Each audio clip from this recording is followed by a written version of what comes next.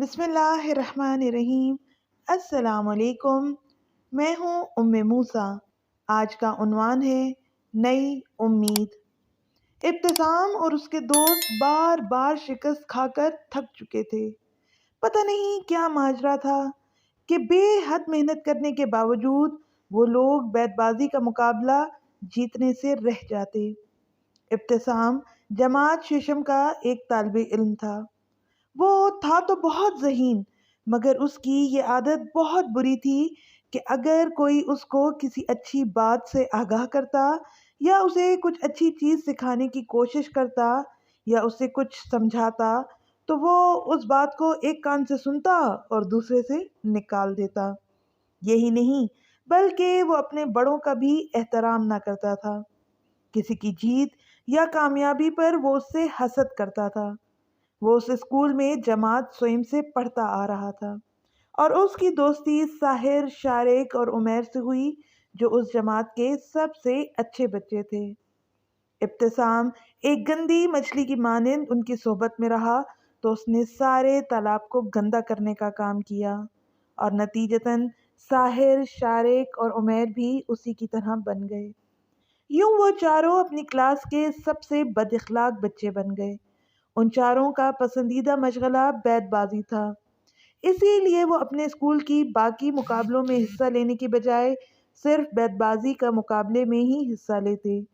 مگر مجال ہے جو کبھی انہوں نے کسی مقابلے میں کامیابی حاصل کی ہو۔ ابتسام اپنے کمرے میں بیٹھا پھوٹ پھوٹ کر روتا رہا۔ دل ہی دل میں یہ سوچ رہا تھا کہ وہ کسی چیز کے لائق ہی نہیں ہے، وہ کبھی جیت ہی نہیں سکتا۔ وہ ابھی یہ باتیں سوچ ہی رہا تھا کہ یکایک اس کے کمرے کا دروازہ کھلا۔ اس نے جلدی جلدی اپنے آنسو صاف کیے اور دروازہ کھولنے والے کی طرف متوجہ ہو گیا۔ دروازہ کھولنے والے اس کے والد تھے۔ انہوں نے اندر آ کر کمرے کا دروازہ بند کر کے اس سے پوچھا، ابتسام بیٹا، سب ٹھیک تو ہے نا؟ آپ کی امی نے مجھے بتایا کہ آپ کسی سے بات ہی نہیں کر رہے اور بس اپنے کمرے میں بند ہو۔ ارے ارے، یہ میرے بیٹے کی آنکھوں میں آنسو کیسے؟ ابو نے ابتسام کی آنکھوں میں آنسو دیکھ لیے تھے۔ ابتسام اپنے آنسوؤں پر قابو نہ پا سکا اور اپنے ابو کی گود میں سر رکھ کر روتے ہوئے کہنے لگا، میں بار بار شکست کھا کر تھک چکا ہوں، پتہ نہیں کیا مسئلہ ہے میرے ساتھ، میں تو اب بالکل نا امید ہو گیا ہوں۔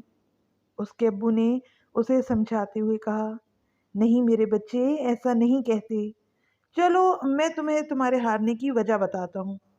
ابتسام نے ابو کی گود سے سر اٹھا کر کہا، کیا آپ کو معلوم ہے کہ میں کیوں نہیں جیت پاتا؟ آپ کو پتہ ہے تو مجھے بھی بتائیے۔ ابو نے کہا، ہاں میرے بیٹے، مجھے معلوم ہے۔ دیکھو، پہلی وجہ تو یہ ہے کہ تم بڑوں کا احترام نہیں کرتے۔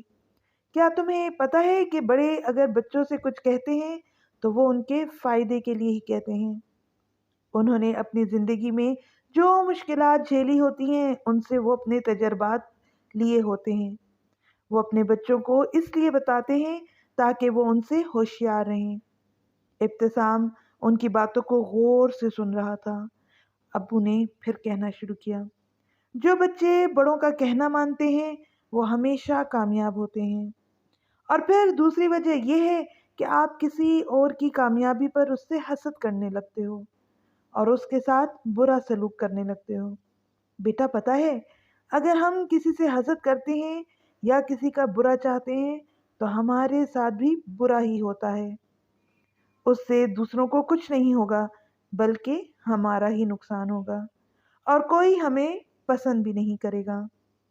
اس لیے ہمیں چاہیے کہ خود کو ایسا بنائیں کہ سب ہماری طرح بننا چاہیں اور ہمیں اللہ کا ہر بات پر شکر گزار ہونا چاہیے۔ ابتسام نے ابو کی طرف دیکھتے ہوئے کہا کہ ابو، میں سمجھ سکتا ہوں کہ آپ کیا کہنا چاہتے ہیں۔ ابو نے اس کی طرف دیکھا اور پھر کہا، اب تیسری اور سب سے اہم وجہ یہ ہے کہ آپ کسی بھی چیز سے بہت ہی جلد نا امید ہو جاتے ہیں۔ مجھے معلوم ہوا ہے کہ جب تم پہلی مرتبہ بیت بازی کا مقابلہ ہارے تھے تبھی سے تم نا امید ہو چکے تھے، اسی لیے تم بار بار ہار جاتے ہو۔ دیکھنا، ایک دن ضرور تم کامیاب ہوگے۔ اپنا اخلاق اچھا رکھو، اللہ پر بھروسہ رکھو، مجھے امید ہے کہ تم ضرور سمجھ گئے ہوگے۔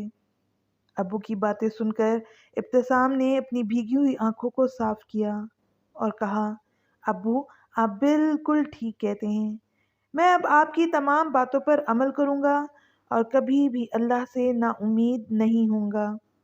ابو بہت خوش ہوئے اور انہوں نے ابتسام کو گلے لگا لیا، کیونکہ اس نے نیا عزم کر لیا تھا اور اب وہ بالکل بدل چکا تھا۔ آپ کو ہماری ویڈیو کیسی لگی؟ کمنٹ کر کے ضرور بتائیے۔